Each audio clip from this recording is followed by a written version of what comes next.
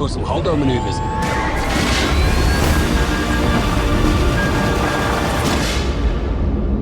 Again, and welcome to another episode of I was going to say Animation Fascination, but this is HOLDO Maneuver Podcast. I'm Mark. And I'm Mike. We're two hardworking dads trying to immerse ourselves in Star Wars and fit it into our very busy lives. If this is your first time listening and or watching, in this podcast we'll share our thoughts on different topics from a galaxy far, far away. But I do have a question for you both. Oh boy. What's that? If R2 is short for R2-D2 and Chewie is short for Chewbacca, what is Luke short for? Six Flags roller coaster. I was going to say to get into the Death Star. A stormtrooper? This is Star Wars, right? Star Wars? It's true. It might be. Just checking. We both clicked the same one at the same time. So this week we're going to be talking about, for episode 66, now Order 66. Execute Order 66. We're going to be talking about Attack of the Clones, which came out, what is it? This is the year 2024. 2002. Yes, it came out 22 years ago. It made this So sound long effect ago. famous. I feel that in my body all the time. That's what she said. My knees Anyways. make that noise when I stand up now. How old I am. All right, nice. Yeah, so with both of you rewatching this, when was the last time you had watched the movie before rewatching it for this episode? Allison and then Mike. For me, it was it was during sort of lockdown, right before Rise of Skywalker sort of came out, and like the first weekend I had Disney Plus, right? I think that it was right around when Rise of Skywalker hit Disney Plus, but I basically, as soon as I had Disney Plus and it was all on there, I sort of watched all of them in order, Nice. to end it with Rise of Skywalker, so yeah, like within the last, I don't know, post-pandemic time is weird, so a year, 5 years, 20, I don't know. It's since the Rise of Skywalker hit Disney Plus, so recent-ish. Time is a construct. Yeah, I watched it within the last year or year and a half. Well, no, 2 years ago. That's when I last watched it. So it was fairly recent. I try to watch all of them at least every 2 years. That seems to be the time frame I hit them all. I can probably look at Letterboxd to see when the last time was that I watched it before this most recent time. Well, I guess that would also have to be if I logged it too when I. So let's see. Let's see when if it will open. Let's see. So the last time before yesterday was December 13th of 2019. And then the last time before that was December 13th of 2015. So I guess I broke my December 13th. There you go. So you know what that must have been? I must have been rewatching them, like all of the movies before, like Last Jedi or Rise of Skywalker or like Force Awakens came out each of those years before to like try to watch all. That's what that seems like that is. Yeah, so this is going to be weird too because I'm going to go see Phantom Menace in theaters next weekend on May the 4th. Oh my gosh, that is next weekend. Yeah. So it's going to be like this weird thing where I've recently watched part 2 and now going back to watch part 1 again. Although like this past month or so, just like in the theaters, between all of like the Raimi Spider-Man films playing in theaters, Shrek 2 playing in theaters, the 1999 Brendan Fraser. What year is it? The Mummy playing in theaters this weekend. Right. Also, the 25th anniversary for that one. Yeah, it's like what? It's like Oh yeah, what did you see in theaters this year? Oh, I saw Spider-Man, Spider-Man 2, Shrek 2, The Mummy, Phantom Menace. Like, what year was that? 2024? But yeah, like I think the last time I saw this in theaters probably was when it came out, because they haven't done a re-release for this. Yeah, they were they going to have do all of, well, I mean, the outside of like, like doing the mega marathons, because they're doing that day too. So it'll be in if you're doing that day, you will be able to watch Attack of the Clones in theaters on May the 4th. And our friend Kenny, I believe, is doing that. So good luck sitting Good in luck, the theater Kenny's ass. Yeah, for 24 hours. I watching. felt disappointed that's nowhere near me, because I'm like, I would do that. Yeah, I looked, and I watched this last May 4th, 2022. So there you go. Well, there you go.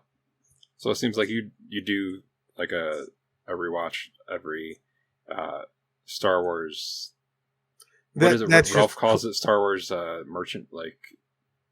merchandise day, or since Orthodox Star Wars Day is May 25th. Right. It's coincidental in this case. Pre-Disney PD.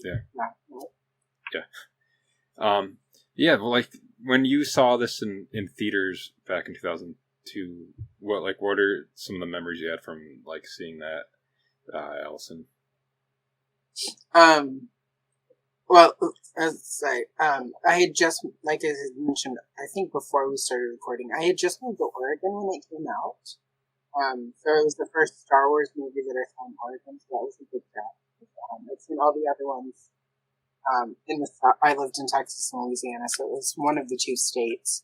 It's the first one I went and saw without my parents, or my family, because obviously we didn't all move up here. Right. And I was in a really horrible relationship at the time, and it was very Anakin and Padme-esque. And like if he had come home and like I just killed a village full of Tusken Raiders, I would have been, yeah, no, that tracks. So it hit, and we went, of course, together, and I'd moved up here, but realized really quickly, like, bad idea. So my memories were very much sitting in the theater with Star Wars being an escapist thing for me, and it not being super escapist, but hitting a lot more emotionally than any of the other ones had up until that point. Oh, yeah. Because it was just, just a second.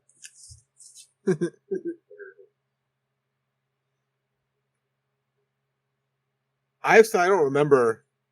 The one thing that sticks out is that sound you played for me. Like, I remember that pulsating in my body in the theater because it's how loud and that.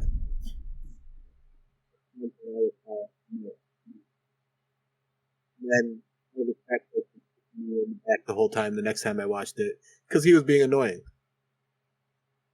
He could have moved seats. It wasn't like it was a packed house. He just wanted to be annoying. Yeah, I don't know. I don't even remember. I actually don't remember.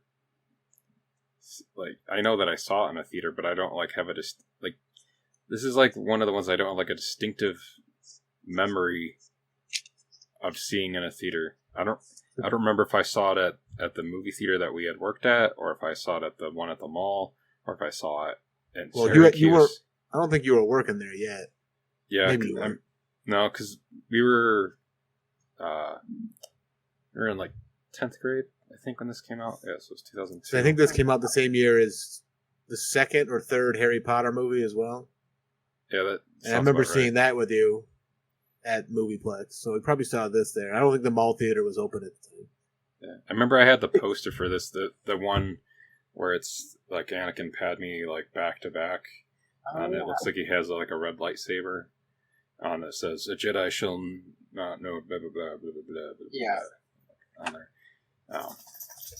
So, but yeah, I think that is kind of interesting. It's like, because I distinctively remember seeing Phantom Menace in theaters, and then like Mike and I worked at the movie theater when Revenge of the Sith came out, so we watched that one like 3 or 4 times before it actually was. We didn't have the ability. We had to pay for this one.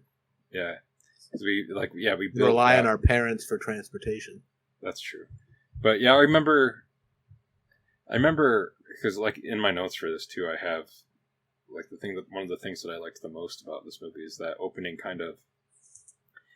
It's like essentially like the like a Star Wars equivalent of like a car chase here at the like the opening of this too, more part of the opening. We'll go back here in a second, but I just remember that being like one of the coolest things I liked about like this movie at that point, and you really see the relationship between Anakin and Obi-Wan there first. Like, I mean, you see a little bit of it earlier, like as like they're in the elevator and whatnot, and like a little bit of them kind of like having like brotherly, like bickering back and forth.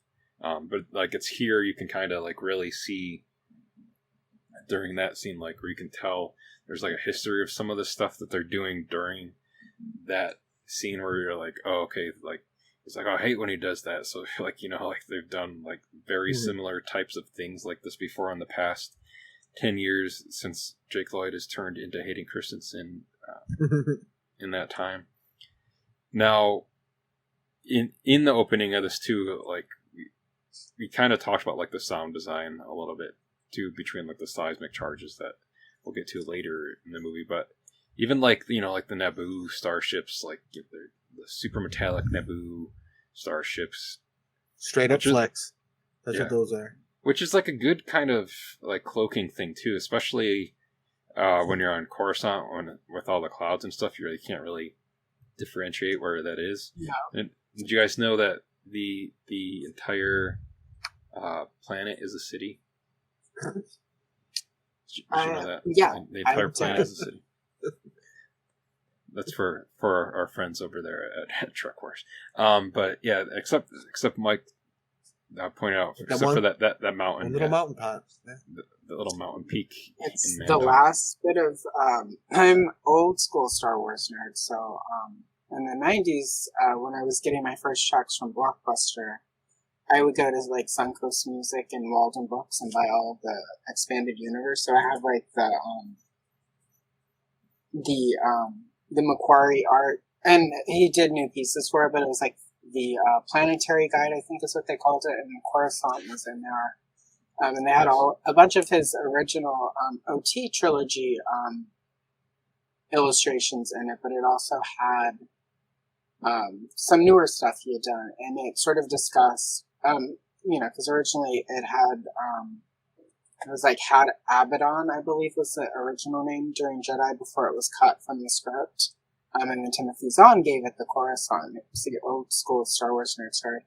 And in that book, it detailed all of it. So that was one of, sort of for me, because, you know, Phantom Menace has some Coruscant, but you don't really get Coruscant like you do in Attack of the Clones. Like, you get to see Coruscant. So that was huge excitement for me whenever it, like, we got more than just sort of, oh, you're on Coruscant. Oh, look, it's a Jedi temple. Oh, look, the Senate. Okay, you're back in your apartment.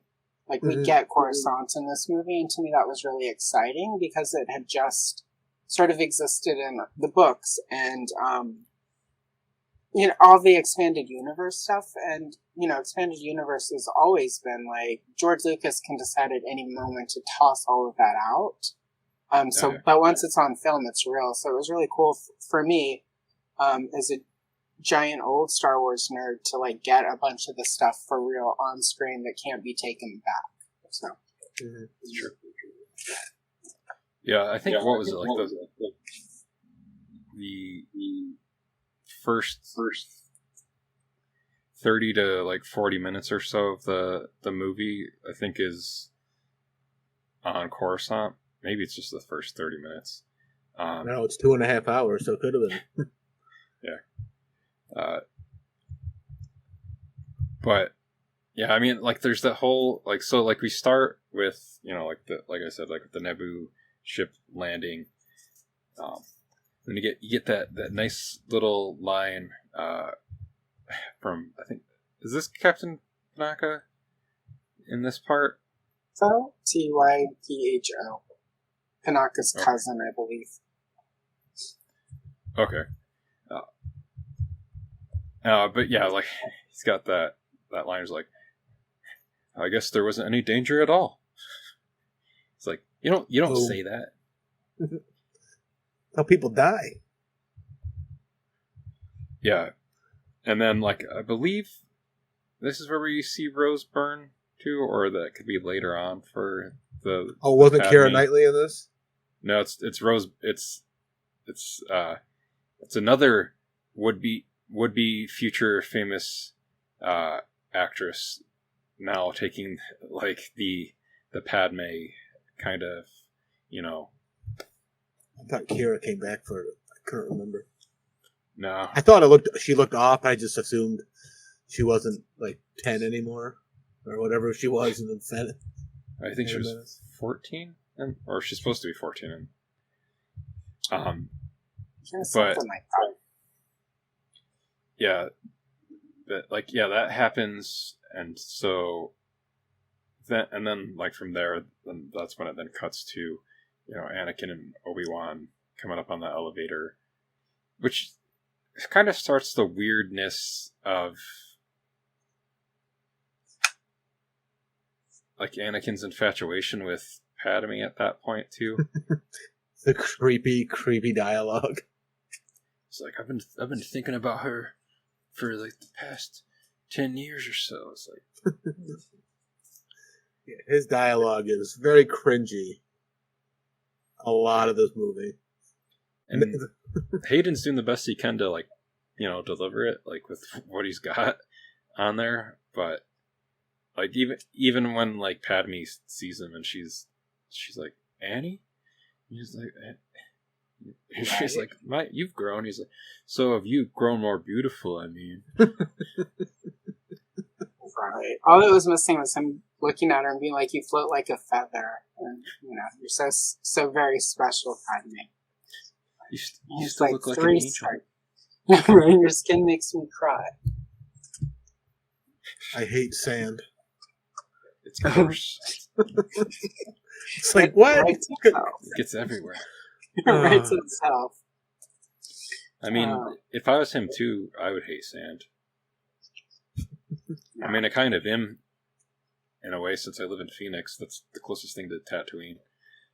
Pretty close. It's true. So at least it's not Tempe, which is more like Mos Eisley Spaceport. That's true. Hive of scum and villainy. That is true. That is true. Although I am out like on the outskirts, so that could be closer to being like Mos Espa, Mos Eisley, too out here. But yeah, like what did you guys think about like this kind of whole opening sequence between, you know, like the ship blowing up, Rose burn, and then the Obi-Wan Anakin reintro here at the start of the movie too? I love the sound of that ship as it comes in. Like sort of it's got like this wobbly like the sound of, it's like a gunboat sound almost. Is that what they call this? Like the World War II like airplanes, which I'm sure is where Lucas was inspired for that sound, like where he had the sound people grab it, because it has that, but it's very dreamy the way the ship just sort of kind of comes looping down from like the crawl and like into Coruscant and through the clouds and it's very like everything's golden and it's like got this like a vanilla sky almost. You almost expect Cameron Diaz to like crash a car into the ship and that's the danger, but no. I also like that we got that darkness of the Handmaiden, like the decoy thing, because you know, like Phantom Menace is, despite the like bisection of Maul and the death of Qui-Gon, it's a very bright movie. Whereas from the, you know, so you never really consider that, like, well, I mean, I did because I was older, but for most people, like, you know, there was a kid who cried, like, the first opening night when we went, there was a kid who was like, oh my god, they killed the queen. And the parent was like, shh, be quiet. And I was just like, no, it's a handmaiden. It's clearly a handmaiden because we didn't see her face. And that's almost a recycled costume from the last one. Padme never wears the same thing twice unless it's reshoots. So I liked all of that. I liked that Padme had the space-defying helmet that completely had all of that hair just up in it, and it magically just tumbles out as if that all could fit in that helmet. So Naboo, like, not only do they make cool ships, but you can displace your giant fake sew-in braids, like, in a helmet. So, but I did like it. Yeah, and it's also the most, sort of the end of the whole handmaiden decoy thing, because that didn't get logically concluded in Revenge of the Sith, to my satisfaction. So, because, the logical thing is everyone thinks Padme is dead in Revenge of the Sith, but it's actually a decoy, and she goes into hiding on Alderaan to raise her child as Leia's handmaiden, and then blows up on Alderaan. But, that blows up either way. That would then make the whole thing about Padme remembering her mom make more sense, too. I know, right? I was thinking George Lucas had planned everything out, and it's like I thought it was building to that. But it's really dark, and then we get Anakin being weird and creepy, and it's very cringe. We didn't call it that back in 2022. It's like, what a creep. But also there is that fun, father son, sort of stepdad. It's more of a stepdad energy with Obi-Wan, but cool stepdad, not gross stepdad. Mm-hmm.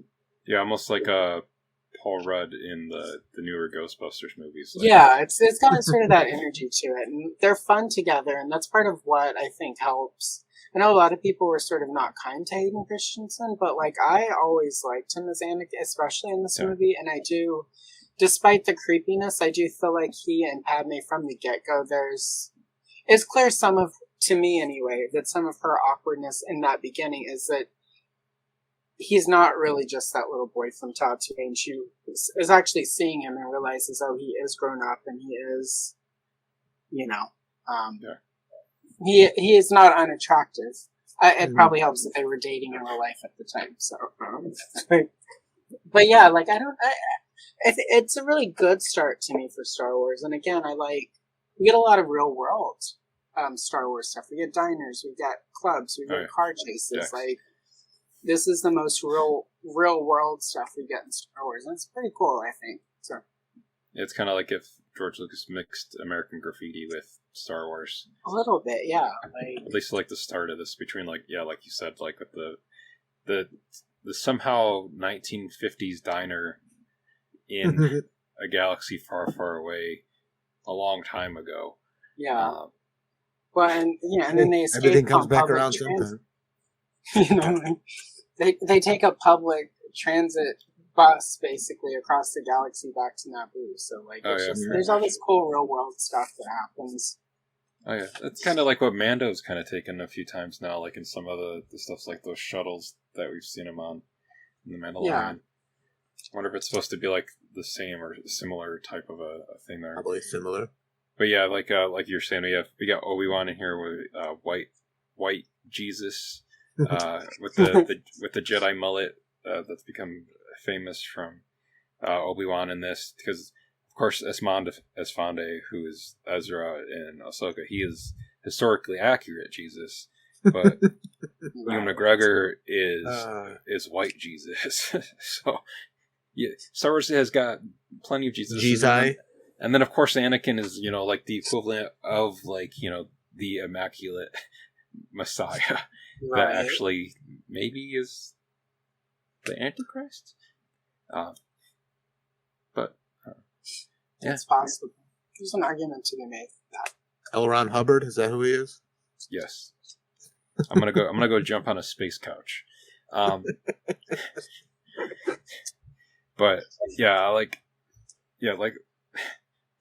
I enjoy the stuff with Anakin and Obi-Wan here. You've seen it again too between the Obi-Wan series and then with more recently with all this stuff with you and Hayden have been doing for either the Obi-Wan series or just at Celebration or other stuff that they've filmed together recently.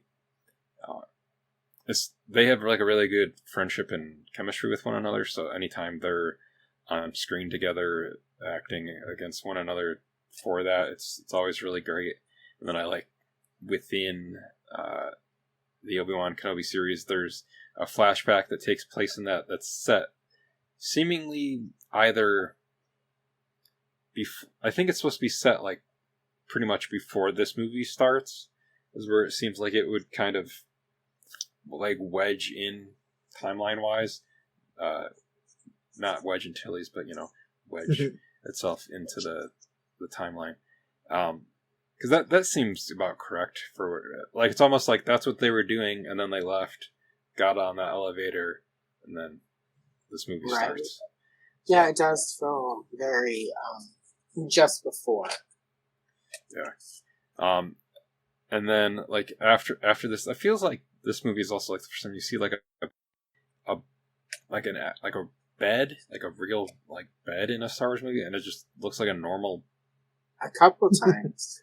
Bed. Well, because as Allison mentioned, they're in this city. They're in this world that to relate and things. So. Yeah, I guess like Coruscant would be like the closest, maybe like equivalent of any kind of Earth proxy, like within Star Wars, like as far as like similarities-esque, just because the whole planet is one city. It's got almost a New York vibe to it. Like it feels like a less dystopian version of the cities, like in Blade Runner to me. Like, oh yeah, it's sort of. I mean, parts of course, on obviously like where the club is with the death sticks and whatnot. That's obviously very seedy. The sleaze and then bag. that again, like you've almost got some Golden Age comic book name patterns in this one. Like George Lucas, like let's really make sure people know this guy's a sleaze bag. How can we? Oh yeah, I know. Sleaze bag. Yeah, right. We'll come back to that one and rename him later. Oh wait, we didn't. Right. It's like an art.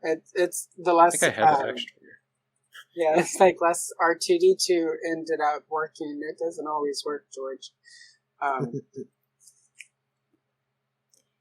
It's almost like New York City, I think, a little bit. So, yeah.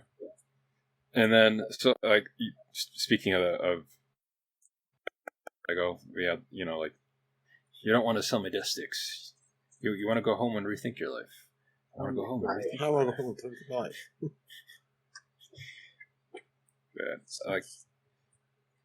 that like restaurant is kind of interesting too. It looks almost like an off-track betting type of a or sports bar kind of thing, because you see like pod racing like on a the equivalent like a TV in there, and then it looks like there's something that's like some kind of equivalent of like I don't know, like dog or horse racing. Right. It's like Buffalo. Whatever that racing was that was in was it in Rise of Skywalker or Last Jedi, where they have to free those horse creatures? Yeah. No. Yeah. Last Jedi. Oh yeah, I don't remember what the like that. They're and actually you have that called, random chase through the casino. Right. That was a fun sequence. Yeah. That's probably what they were watching. See, all comes back. There you go. It's all tied in. But yeah, like in here too, we got Zam Wessel. We got a cool name. It was a changeling. So what do you guys think of Zam Wessel? Besides the cool name of Zam Wessel. I think George Lucas doesn't know what to do with bounty hunters. I think he likes the idea of bounty hunters, and then it's like immediately is like, I gotta just kill him because I'm lost here. Right. No disintegrations. Straight into the sand, vagina al dente thingy. So I made some notes. Zam comes across as wannabe Boba Fett. And again, your comment about George Lucas not knowing what to do with bounty hunters hits really hard. Because I wrote in the notes, shades of Ara Singh from like Phantom Menace. We get that one shot of her, and it's like they tried to make fetch happen with her. And Zam feels the same, where it's like she never quite landed on the fan map like you kind of thought she should have and could have, and it just, I think some of it is she kind of gets a really lame death. Like it's very soap opera plot point death. Like, oh yeah, Russian, the bad guy who knows the exact thing you know, like death, Kyber Dart death. And then like as she's done, it's a bounty hunter. He's called Jing, and then she's dead. And it's just like, and then you see Django fly into the night. Which is a cool shot. But it's a cool shot, and it's just the scene. It feels very. There's so much build up for that. Like there's this massive chase. There's this. Yeah, this 20+ minute car chase leads to this 30-second interaction. 30 seconds, and like the way they set her up when she like sends those little death snail things into Padme's apartment. Like she seems really super capable. She like jumps in her car. She takes off. Like she does a great job of losing him, and she just. It feels too easy and too quick, and it just it feels like Lucas doesn't know how to write sort of gangster type characters, and it feels like she gets the short shift, because I remember, like, she was one of the preview figures that Hasbro made, and I remember thinking it's really cool, and like her little face sort of didn't peel off on that version, so you didn't know she was like a shapeshifter. And it just, she feels like so, and this is sort of my overall, I don't want to call it like disappointment in the way, like, because I really enjoy Attack of the Clones. It is my favorite of the prequels. It feels like there's a lot of potential in this movie that never is fully realized because so much is crammed into it, and I feel like she suffers from that as well as George Lucas, just not. I mean, let's be honest, George Lucas is a very sort of clean-cut, preppy kind of dude. Like, you know, his rebellion in the 50s was racing cars up and down Main Street, and like, what was it? Modesto. Yeah, Modesto. Like, and I've been to Modesto and like with my friend, and we've driven that. It's not as super exciting. I can't imagine it was much more exciting in the 50s. Yeah, he's a great guy. He's got some great ideas, but he's also very sort of milquetoast. Like, I don't know, that seems almost like he's just a very normal kind of guy despite his imagination. So, like, I don't, we weren't going to get the Untouchables out of him like we did Brian De Palma. He should have brought in Brian De Palma at this point to help him, like, jazz up his crime stuff. So, yeah. But it just always feels like he's got this cool idea, and then it comes time to utilize what he's setting there, and he's like, I don't know what to do. Kill him. Yeah. Like their whole point in the story is they're gonna die, so kill him. It's too bad. Get blown into the air and fall into the Sarlacc pit. Yeah, it's like it's too bad. Like she doesn't survive. Because I feel like she could have been a cool character, like, to kind of incorporate into, like, the Clone Wars animated series, too. Because you could have done some cool things with her being, like, a changeling, too, with that. And so, like, that, like, you don't know, like, when you're kind of interacting with Sam Wessel, maybe, like you think you're talking to Boba Fett or some other bounty hunter or something, but it's actually Sam Wessel. Yeah, like we don't even know the full scope of her changeling. I mean, like, obviously she can look human, like, humanoid, and then she, like, her natural form seems to be some sort of like amphibious type creature. But like, what is the extent of her changeling? Like, is it just I can look more human, or I could be a frog person, or could she make herself look like one of like Jango Fett or. Like, we don't know, and like, as far as I know, we've never revisited her species. So, like, there's a lot. Disney, if you're listening right now, there's so much potential in this character and her species. Like, let's see it. Just if she's gonna turn into something that looks like a frog, just not to hang out around Grogu at all, because then. Oh my god! Wow, that could get spicy. Disney After Dark. But yeah, oh my god, I can't talk about that. I'm still traumatized from that. Grogu is not my friend. He's not safe. We got that scene where Anakin's like, she covered up the cameras because she didn't want me looking at her anymore or something. Right. I was like, come on. Come on, Anakin. I literally remember going, oh my god, he's gross in the theater out loud and people turning and shushing. And it's like, So I was like, you guys might have like Jedi senses, but she has you're being a creep sense. Right. She can tell somebody's watching her. She's like, Anakin, she was getting ready for bed. Why were you watching the camera then? I know. let the woman sleep. But and then like her, like side note, like her hair is like fully done and like everything while she's sleeping there too. It's a very like, 50s thing. full to makeup portray, on. I feel. Right. It's got to be like that makeup that doesn't like rub off when she's sleeping, I guess. Then too, so she doesn't wake up and then her like face is like. Well, I mean, you've got handmaidens. It's like, all right, it's time to go to bed. Come on, let's braid this up. Come on. I mean, yeah. She probably couldn't go to the bathroom because someone was watching her.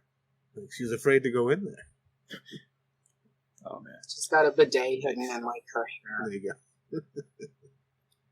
Yeah. So and then like from here too, like after like the whole thing with Sam Wessel and finding all of that out, kind of have like the two divergent storylines kind of start at that point too. So like you have Detective Obi-Wan go figure stuff out, and then you have the Anakin Padme storyline starts here then as well too. So now I know Jocasta in the library there for the Jedi archives, like she has become like a bigger character like in the expanded universe and whatnot.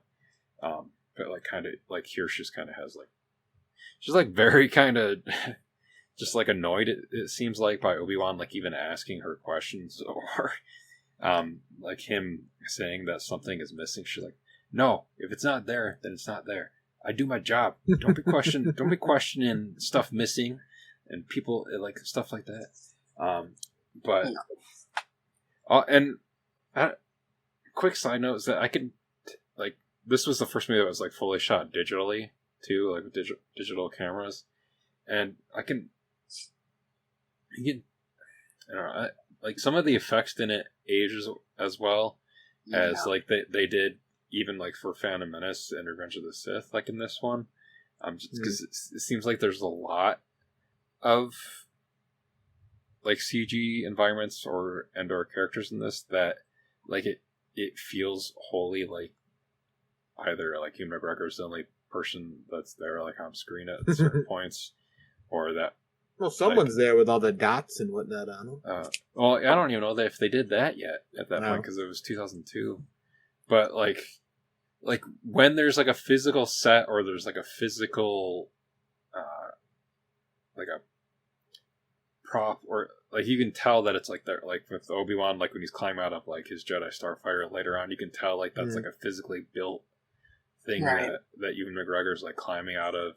And then like even there's like part of like the cliff face. This is like way further removed, but like that. Yeah. There's like part of like a cliff face in there too, like on Genosis, where he's walking around. You can tell that like that's like a real set too. And then like obviously like all the stuff that like in Italy with that's supposed to be Naboo. Right. Like that's was it Italy or Spain? I think it's Italy. Either way, I want to go. Well, yeah. Because I'm pretty sure at the same spot where, spoiler alert, where Anakin and Obi-Wan are married, or not? Anakin and Obi-Wan are. Yeah, that's a different. I've read that fan fiction. It's not bad. Anakin x Obi-Wan, but yeah, where Anakin and Padme get married. I believe that's like it's like that same. You might be, yeah. I'm not sure, but it's either Spain or Italy. But like either way, it's like a same shooting location from Casino Royale, where they're at the end of Casino or near the end of Casino Royale, which like I know that's supposed to be Italy and Casino Royale. Yeah, no, it's yeah, they filmed all of that in the same area from Phantom Menace in Italy with the the palaces, and because most um, the yeah the digital thing for me also does. I did notice that rewatching it, because I was being critical, so that I would have some notes. Mhm. I do note that this one, everything has that blue hue because they didn't use green screen; they used blue screen. Oh yeah. And Lucas pretty much, I do remember they didn't really build any of the sets sort of all the way out. Most of it was like flooring and like half of the wall, and the rest was digital.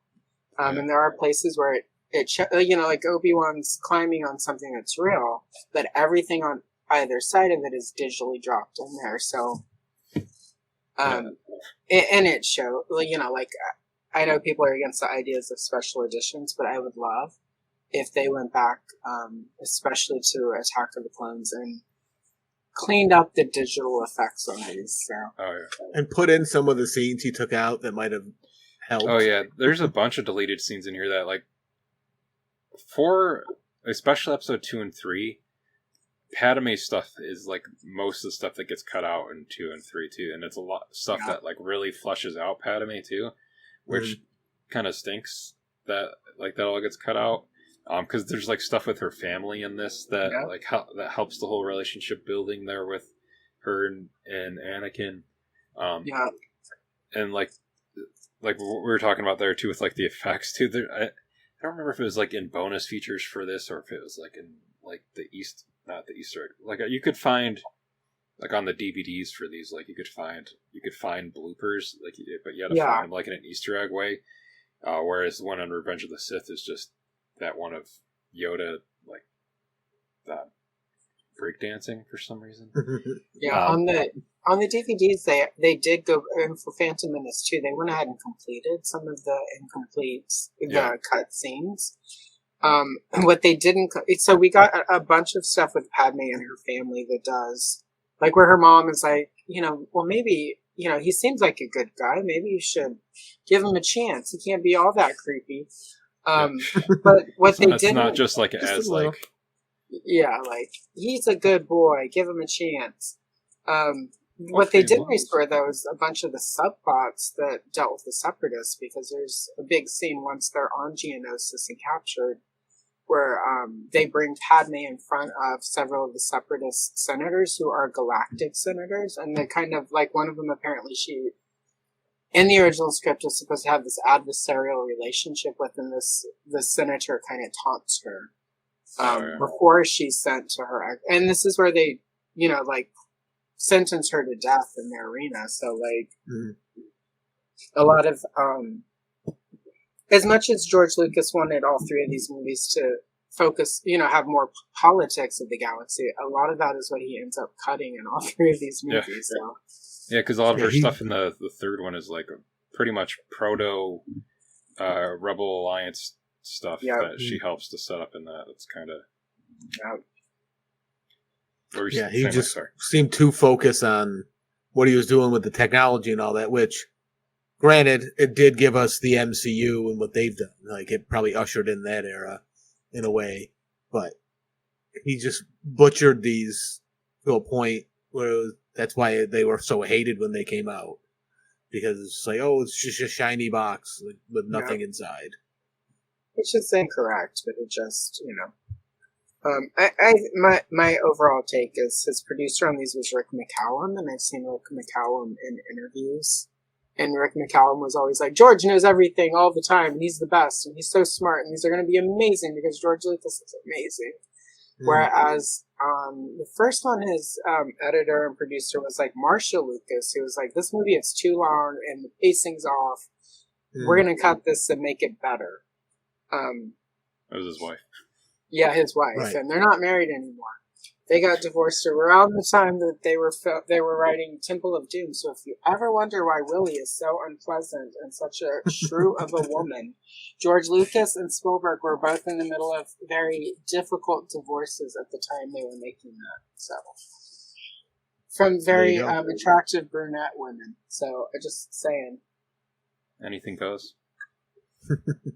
No, I definitely felt like someone wasn't in his ear this time that had more authority to make him rethink something. It was too much like he had was stuck on this one path and he was going to make it happen, no matter what. Because these are like the prequels at the time when they came out. I was in my teens, so of course Moody, whatever. I still liked them, but it was just fun to hate on them. And now I'm like, I look back on them and it's like, oh, these were actually pretty good. Like, not as bad as I thought they were. Well, I know, at least by the time Revenge of the Sith came around, like, I don't know if it was good that, like, that I was, like, attaching myself so much to Anakin, especially because of some of the problematic stuff with Anakin, but, and then, although, side note to that, I guess, it cycles back around because my son's going to a con this year. He bought himself the Anakin Revenge of the Sith costume, and like his hair actually looks closer to like what Hayden Christensen's hair looked like in Revenge of the Sith. And he's also thinking about like making his hair look a little bit closer to Hayden Christensen too. I was like, well, you know who did that too? And you know who's also bald now after doing that? This guy. But yeah, I mean, and then so like in here too, there with Jocasta, we had the Sifo-Dyas mention. We already brought up the I don't like sand. This is also where we meet Jango, as Tamara Morrison and Boba Fett here. Go to Kamino, which has been expanded out a lot now between like the Clone Wars animated series, more on the Bad Batch too. It's spoiler alert on the Bad Batch. It's been obliterated. So now that planet is.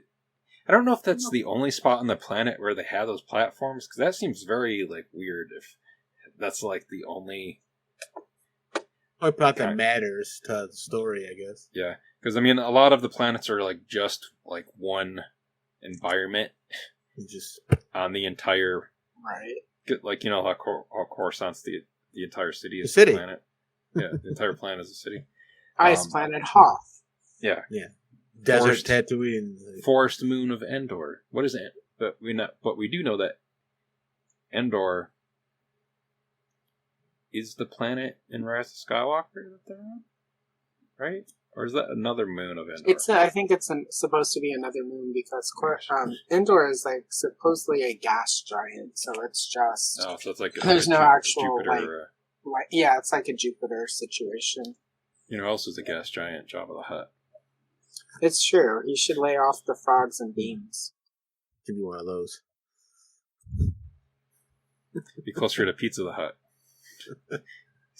Or Salad sent out for you. But yeah, so like this entire movie too, like Anakin's talking about having like these dreams about his mom, where he sees or can sense like something's going to happen to her too. So we'll go back to Obi-Wan and Jango here in a second, but like at the same time, Anakin and Padme decide to go back to Tatooine. When he's there, he runs into Watto again, who's got a little bit of beard going now too. She's pretty down on his luck, Watto. Yeah, despite being kind of a crappy person. Crappy being.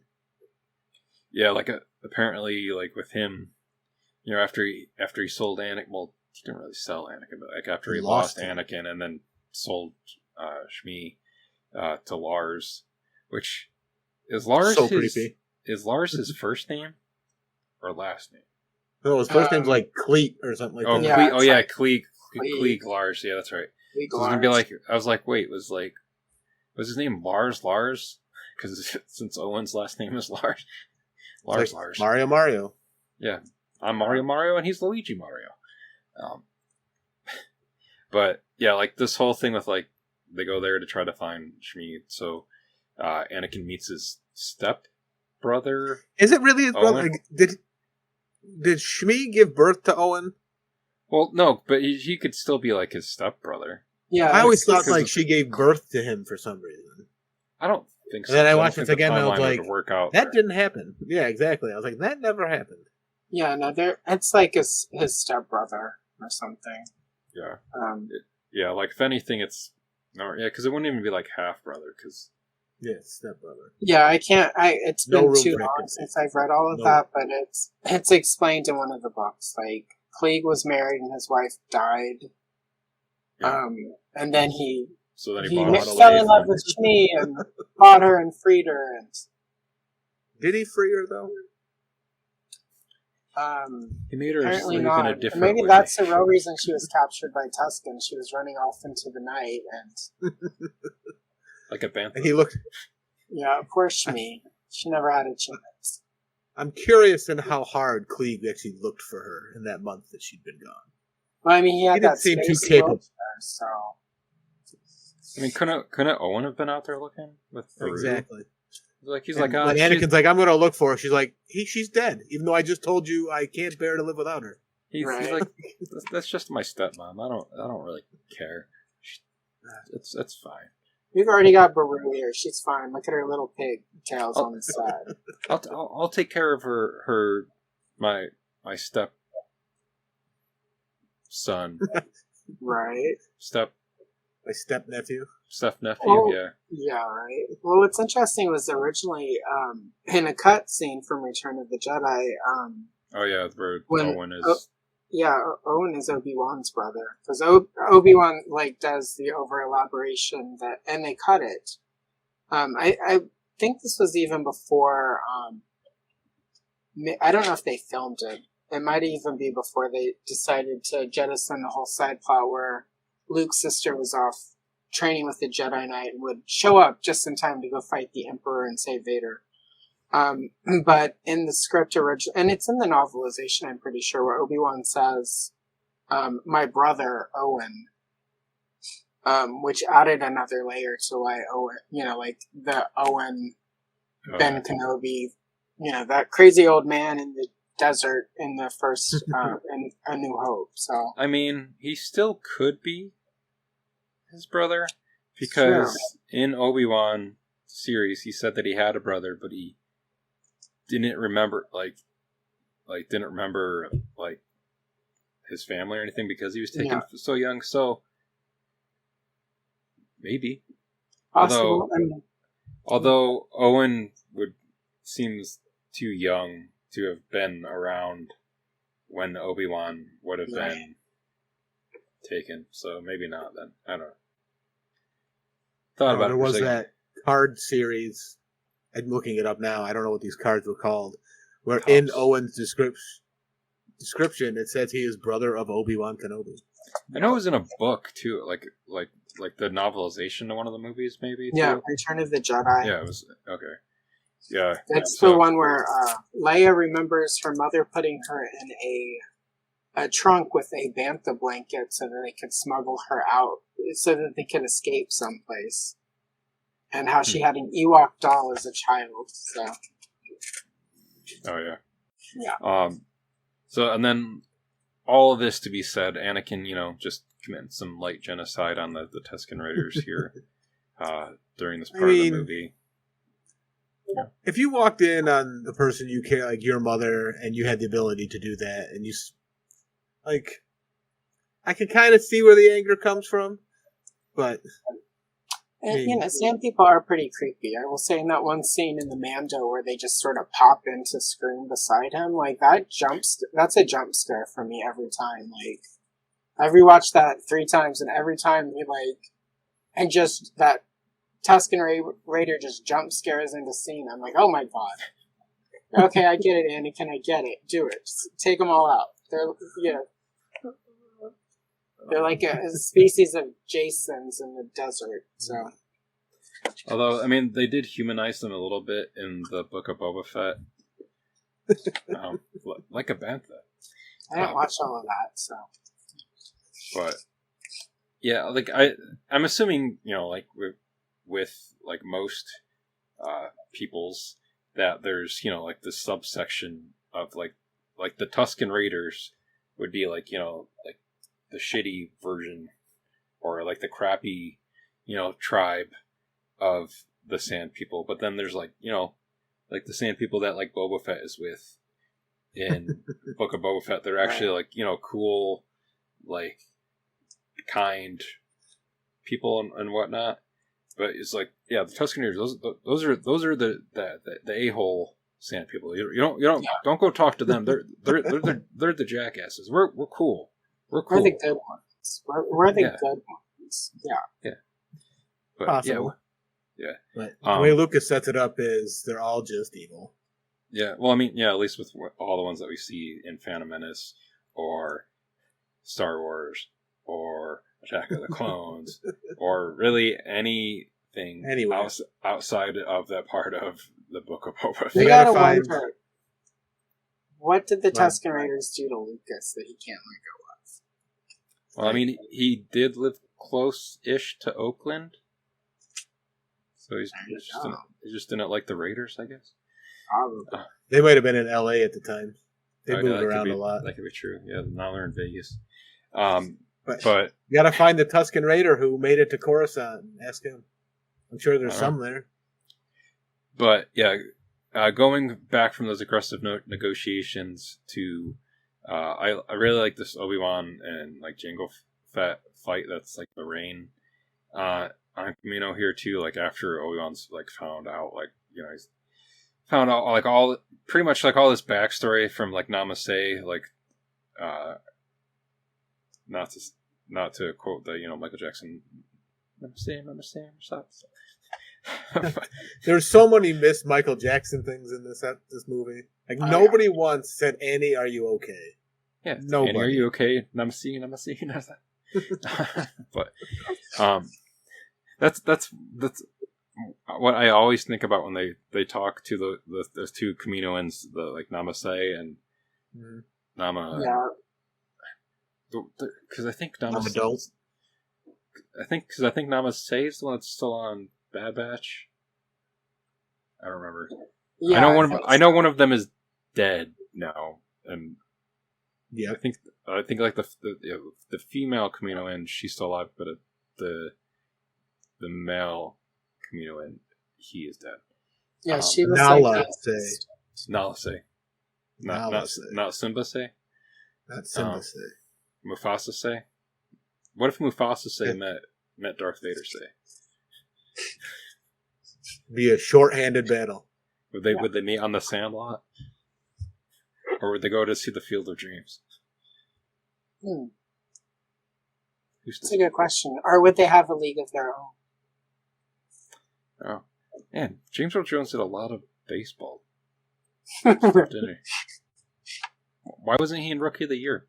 Come on, too old. Ageism in Hollywood, I mean, that came out around the same time as The Sandlot. There was that whole like series of like years where we got all these different, not quite the Bad News Bears, but boy, did they want some of them to be. Oh yeah, like Big Green. Mighty Ducks was in there. It's still hockey. Yeah, 90s had a lot of sports kids movies. Little Giants. Yeah. Whole bunch of Rookie of the Year. Kid in King Arthur's Court is kind of. It just brings up the point that Boba Fett was probably not really needed in this because kind of just like Lucas kind of learned his lesson with Jake Lloyd, how tormented he got. Daniel Logan's adjusted pretty okay though. Although he got to do. He wasn't a feature. Like he wasn't really. Yeah, he got to do a lot of voicing of Boba Fett on the Clone Wars though too. So like he got to kind of continue on, and then he even did the voice of some of the younger clones in the Bad Batch recently too. So like he does a lot of stuff with Tamara Morrison. Like they actually like hang out almost like they're like father and son with stuff too. So it's kind of cool. With Tamara Morrison too, it's like even when like I've seen him like showing up like in like Aquaman, I'm like, oh look, it's Jango Fett. Yeah. Which I don't know if I've ever seen D. Bradley Baker and Tamara Morrison together and like side by side. The same person? Maybe. Who's to say? D. Bradley Baker's going to be at Phoenix Fan Fusion. Maybe we'll have to ask him if he's Tamara Morrison. Yeah. Like, are you actually Tamara Morrison? Yeah. Or are you actually Jeremy Bulloch? Which or one are you? maybe he's whatever Zam Wessel's species was, and he's just a change. There you go. Yeah, maybe Sam He's Sam Wessel Wessel. is actually Jango Fett, is actually Boba Fett, is actually Din Djarin. It's all a mystery wrapped in an enigma. Mm. There you go. Played by Jim Carrey. Stuck in George Lucas's brain. That's right. Yeah. But yeah, so then we also now speaking. We spoke about Phantom Menace a little bit. Yeah, Jar Jar trimmed way the f down in Attack of the Clones. Look how much backlash there was from. Yeah, which I kind of don't like that. Like he's like that reactive to people like not liking Jar Jar. Like stick to your shit. Do what you wanted to do with Jar Jar. Because I'm assuming it wasn't just to like have him be like a main character in the first one and then like have him say 2 to 3 things and basically have him be the patsy for like what makes Palpatine like leads him to becoming the Emperor, more or less. Like that it's essentially Jar Jar's fault that Palpatine becomes the Emperor. Well, it's almost like he did a meta thing with it before we called it that, of course. Where he was like, everyone says Jar Jar ruined Star Wars. I'll show them. Like it almost. He's actually going to ruin it. He's actually He's going to ruin the galaxy. You couldn't have any of these other movies without Jar Jar. And like Jar Jar doesn't even talk in Revenge of the Sith. He's just kind of like there at Padme's funeral. Spoiler alert. And it's just like it's not the actor's fault. Yeah, Ahmed Best is awesome. He was just like showed up in Mando too. Yeah. So it's like I don't know. Star Wars fans are just too over the top sometimes. There's a very healthy, and they've always. I mean, like people are like, it used to be different. Like I've seen every Star Wars in the movie theater 7 times. I mean, like I saw New Hope before it was called A New Hope. I mean, I was tiny, but like. There was definitely some of the Star Wars a-holes were on the playgrounds in the late 70s, early 80s. Like, they're not new. They've always been with us. Right. And they've just retroactively tried to pretend that they weren't a-holes back then. So, they just have an internet. Of the internet. Yeah. Yeah, like, if not for the internet... They just can hide behind the veil of a keyboard. We don't have to listen to them if we didn't have the internet. But then again, they wouldn't have to listen to us tell them they're evil. So it's karma, like, or something. Yeah, it's... I don't know. Like I said last episode we recorded, everything is Star Wars and nothing is Star Wars. Like, yeah. Also, so we have like the scene with Dooku trying to, get Obi-Wan to, be like, hey, why don't you come over here? Come over here, do this with me. And he's actually telling him a lot of stuff that's actually true, too. Yeah. Like, and he's like, oh, there's this Sith controlling the Senate. Like, well, yeah, there is. It's like he's telling you the truth right there. That's the thing that's happening. And it feels like there's like stuff here that could have been like a thing where like if like he said one thing differently, where like maybe Obi-Wan does go with him and like find out like there's this connection between Dooku and Qui-Gon here. Like later on, people will know that like Qui-Gon was Count Dooku's apprentice. Because I remember like after Revenge of the Sith or before Revenge of the Sith came out, there was like a series of books came out. There's like a bunch of them that were like set between Phantom Menace and Attack of the Clones, where it's like that 10 years with like Anakin and Obi-Wan going on these missions, and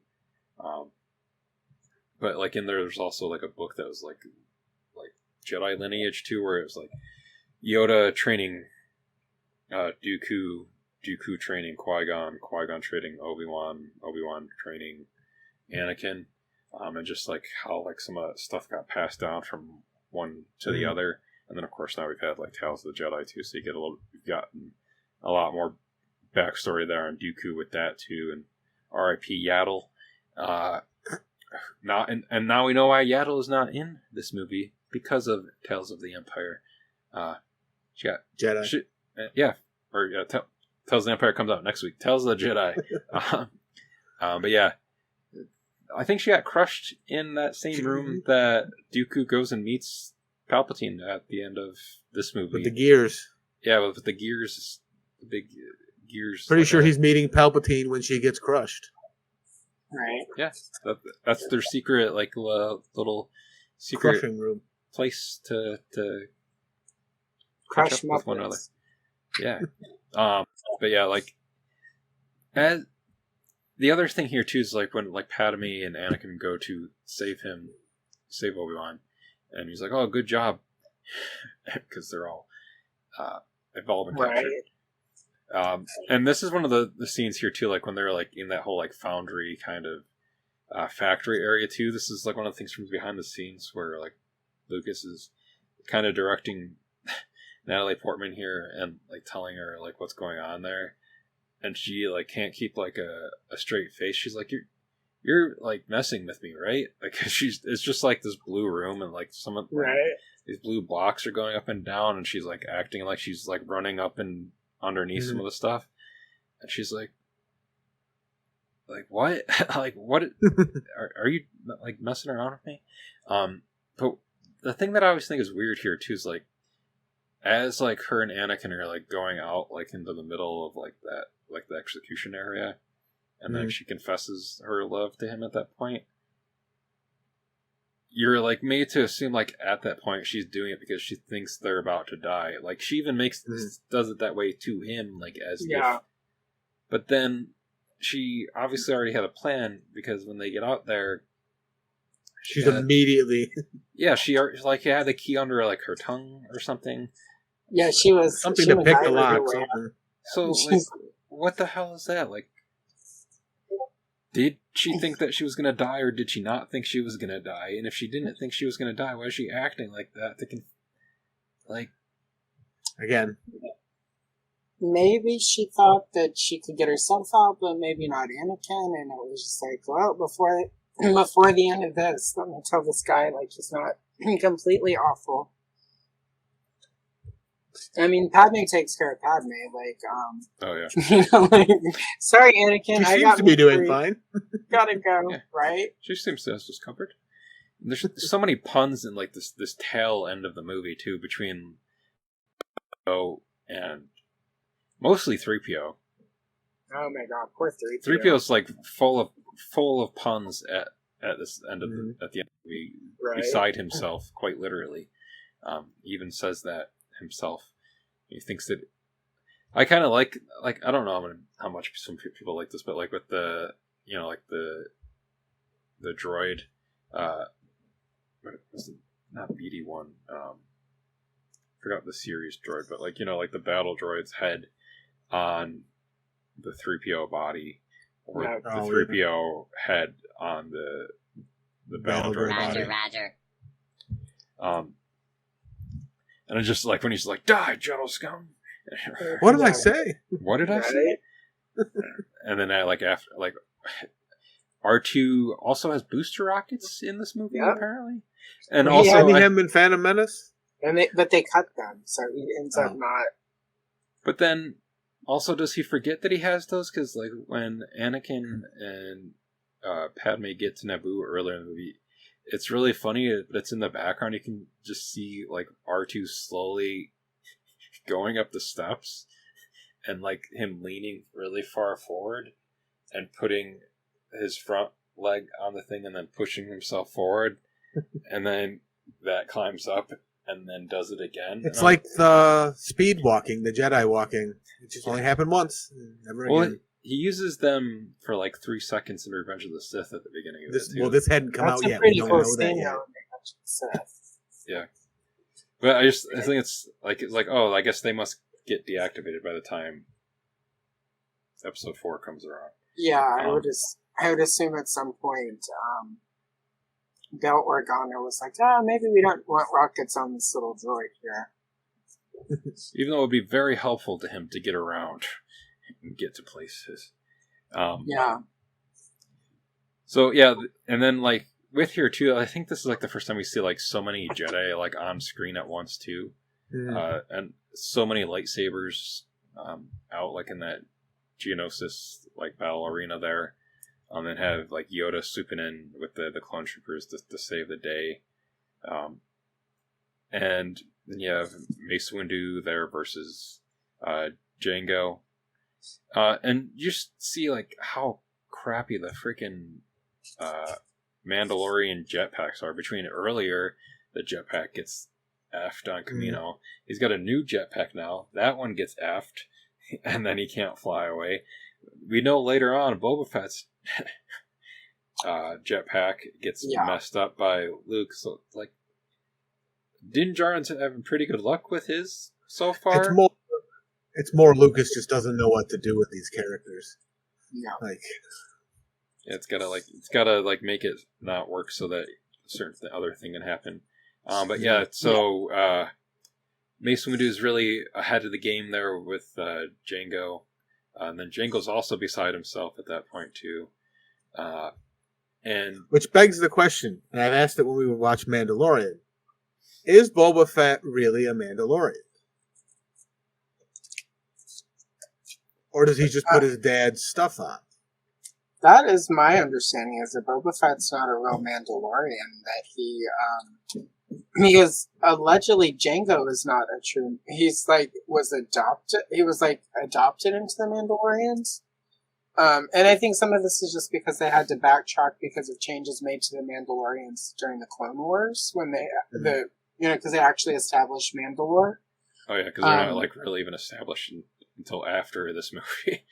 Yeah, so I think my memory is, and this is one of the times where I was kind of like, I think I need to just stop being so obsessed with Star Wars continuity, because it was obvious everything in the expanded universe that we had known about Mandalore, suddenly none of it was true anymore. It was all out because Lucas wanted to do something with it in the Clone Wars cartoon, and then suddenly Jango Fett's not a real Mandalorian. But he was adopted by them and went through, like, the process. So Boba Fett's not actually a Mandalorian, but he wears his armor culled together from, like, his dad's stuff, even though it's completely different colors. And, gotta paint it. Yeah, well, I mean, hopefully he dumped the head out quickly enough and didn't just... Oh, yeah. Let it. But, so, yeah, I mean, it's a lot. It's a lot to make it all work. Yeah, I think Corridor Crew, that channel that does like a lot of like CG, or like they do special effects kind of stuff on there. They did an R-rated version of Attack of the Clones where like Boba Fett picks up the helmet and Jango's head falls out of it. So if you want to see that, just look it up on Corridor Crew. They did like an R-rated version of like Spider-Man 2, like where he's like holding the train. But just imagine that, like if his like arms didn't hold out. I will look that up for the Django. Yeah. So and then the next thing we get to, like, that I think is kind of interesting here too, is like we kind of can see like the start of Anakin being like a good tactical leader as far as like what he'll be good at Clone Wars, and being like a general within that, with like giving orders as far as like taking out like strategic. But he's not a master. Yeah. But he is a debater.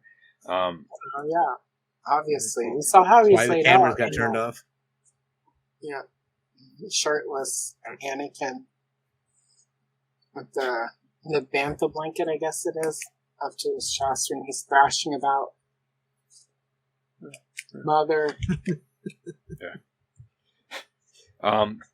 So the other thing I thought was like interesting here too is like I really liked like a lot of the use of like zooms like during like some like the battle scenes, and like how like some of the footage here too, like there's like that kind of like those straight on shots of like the troopers kind of like marching into like the dust. It's like all drawn up and stuff.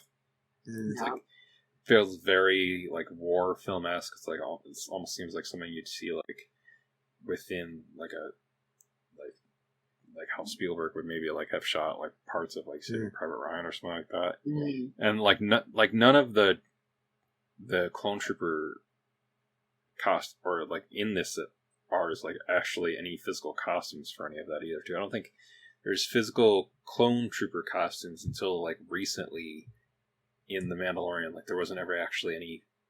I mean, unless you were like within the 501st, but like for. I think even the ones in Mando were 501st members, like suits that they had made themselves, and Lucasfilm just like hired them for Mando so that they'd have like the clone trooper suits for that, which I thought was kind of interesting. But then like you have like as Padme falls out of the ship there too. And like Anakin and Obi-Wan are kind of like bickering back and forth about going back for her. When they go to that shot of Yoda, you can it almost seems like he can like sense, like it's like these two are fighting about Anakin's trying to go back for his girlfriend there, but Obi-Wan's like no, but I can sense what's going on. I don't know what's going on with him right now, but something's going on over there. I just noticed like some of these like lingering shots on like Yoda this time around, and this like where like you can tell he can senses something is like off or something is going on, but he's not like quite entirely sure what it all is. Yeah, he's like, I did that once. Don't you do that? Right. Yeah. It's like, yeah, I bet. Yeah. It's like, eventually you're gonna meet or know about Satine, but not yet. Not yet. Right. But yeah, it was like I put a note like describe the prequels in one quote. No, Anakin, no. Right. I know there's that other one. It's like calm down, Anakin. I mean, same but different.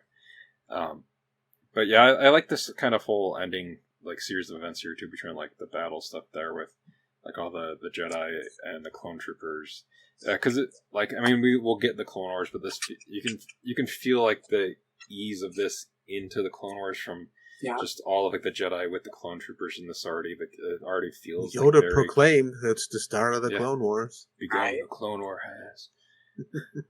But yeah, like you have Anakin fighting Dooku with the two sabers at one point here, and then there goes Anakin's forearm, so there's his robot arm now. You got Yoda versus Dooku, which is a CG old guy versus another CG old guy. Yeah, I so dislike that battle. So dislike it. I love it, actually. Like, and people, like, you know, like, my memory of that in the theaters is when he comes in and, like, opens his little cloak and pulls out the saber, everyone just went crazy. And I remember that as well. Yeah, I wrote it down. It was like Sonic the Hedgehog meets, like, it just, I thought it was, I mean, there's so much of the end, you know, like, the whole conveyor belt scene looks like a video game. And it even is like, okay, Padme, back, side, you know, like leap. All right, you're good. No, down, left, right, A, B, you got to start all over again. Damn it. But I also, I wrote it down in my notes, Crouching Muppet Hidden Jedi, because that's literally like, nice. It was within a year or two of Crouching Dragon Hidden, Crouching, whatever the movie Tiger. is. Oh yeah, Crouching Tiger, Hidden Dragon. Yeah, that. Crouching Tiger, Hidden, yeah. So that was because that's what I thought at the time, because it was very much like Yoda's always, before that, Yoda had always, you know, like, oh, like, I'm going to talk like the sage old person, and I'm going to play pranks on Luke on Dagobah, and I'm always so wise, and then he just opens up a can of whoop-out. I mean, that's what we said back in 20. Anyone who's like, a can of whoop-out, that's what we said back in the day, don't at me. Back in the day. I'm in the moment of 2002. Like, if you open a can of whoop-ass on Count Dooku. So cold.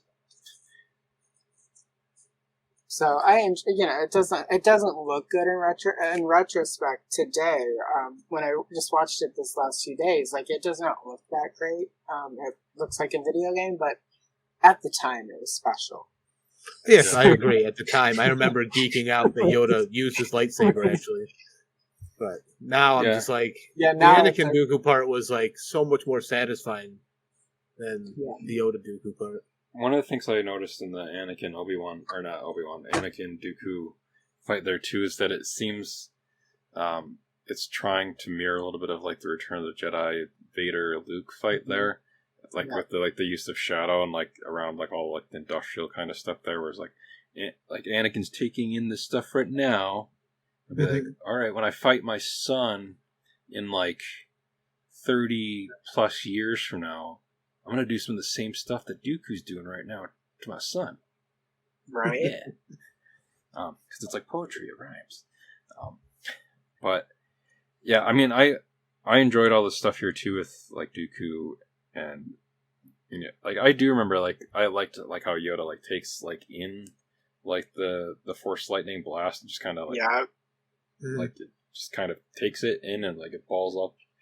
And then like Dooku gets away with his solar sail there, which was really, I mean, that hasn't aged well either. But like in the like in 2002, like that was an amazing effect. I remember feeling in awe when it like opens and it's all gold and shimmer. It's back when I was still going to rave, so it could have just been residue. But I was like, whoa, that's really awesome. What's funny is that I just recently watched For All Mankind, and there's, I don't remember if it's season 3 or season 4 of that, but there's like the NASA uses like a solar sail at one point, like on their space shuttle, and that's all I could think of was Count Dooku's solar sail from the Clones. It's coming around again, just like they're trying to use sails on ships now again. Yeah. And I think it might have been like around kites, not sails, kites. Oh, like I think it was supposed to be like around 2002 within the timeline of the show too. So, and Star Wars does exist within that timeline, too. So, but I don't know if the prequels exist in that one because they never talked about those, but they did talk about like Star Wars. Well, just like space whales exist in Star Wars and Star Trek. Yeah, that's true. Oh yeah, Purgles for the win. But yeah, and then so we kind of talked about already, but like Sidious meeting with Dooku there. Sidious is controlling the Senate. The Clone War has. Oh, and then I put that I had kind of wished that. So like they play the Imperial March like here, like when they have like that full shot of all the clone troopers, and it's just like straight up just like so it's like yeah. But I was kind of hoping that, because like I know like how John Williams has kind of like played with some of like his pre-existing themes before, like when he's used them again where they take place earlier timeline wise than where he originally wrote them for. I thought it would have been cool because it's done. They kind of did it in Solo where it's like the Imperial March is like changed slightly, so it's like more propaganda music in that. Yeah, that would. I had kind of wished that it was like less like of the moody Imperial March in this, but like I don't know, more maybe where it sounds closer to like almost like the throne room from the first Star Wars movie, or like maybe like even closer to like the Augie's Great Municipal March from Phantom Menace, but like to like the beats of Imperial March. It was too perky. Like I think it doesn't help though that you've got Jimmy Schmitz in that moment, like really overacting as Bell Organa. I mean, overall, like he's been great as Bell Organa, but that one moment, like there's just this.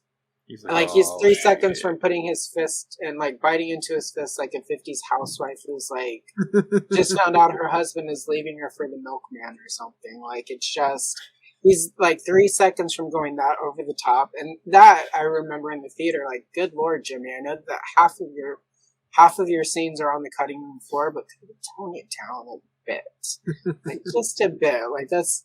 And of course, Lucas leaves it in there because it's bigger, faster, more intense, or like Lucas direction. He's like, "That's perfect, great job, Jimmy."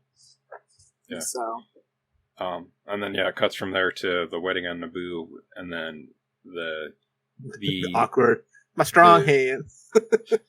Yeah, like the thin, the pre Revenge of the Sith robot hand, but yeah, then you have the general name's Pièce de Résistance from Attack of the Clones with the Across the Stars theme that then plays here at the end for this one, which is this film's equivalent of Duel of Fates, which Duel of Fates also in this movie too, when Anakin goes to kill all those Tusken Raiders because it's the duel of his fates, whether if he's going to choose to not commit genocide or to commit genocide, and he commits genocide. So you got Shadow. He was committing genocide.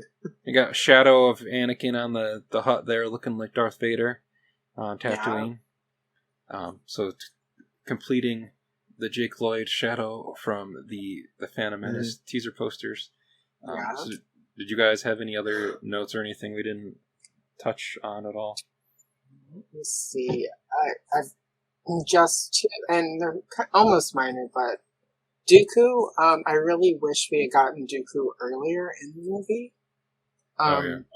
Because Christopher Lee is amazing, and he's a great character. I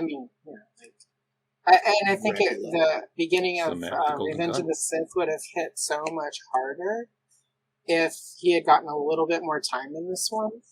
Not that opening with him doesn't, that hits pretty hard, but I think it could have gone so much bigger if we had gotten more Dooku in this and had him built up because he tries to play a very, but I'm not the villain here when he first runs into Obi-Wan. If we had just gotten this, a hologram or something of him before to set him up more, rather than him just being, Dooku is doing all this stuff off screen that we're not going to get to until later in the movie. Yeah, that's true. Especially because, there's a lot of talk about him before we actually get to him. Mm-hmm. How about you, Mike? Did you have anything else? Let's see. Yoda mentioning how the arrogance is growing, or something like that. There's something mentioned about arrogance, and I'm sitting there thinking, you're the most arrogant one. Of course, you're the leader, and you're complaining about arrogance. You're fairly arrogant, Yoda. And then the weakening of the Force line from Mace Windu. If there's anybody that's arrogant, it's freaking Mace Windu. Oh, very true.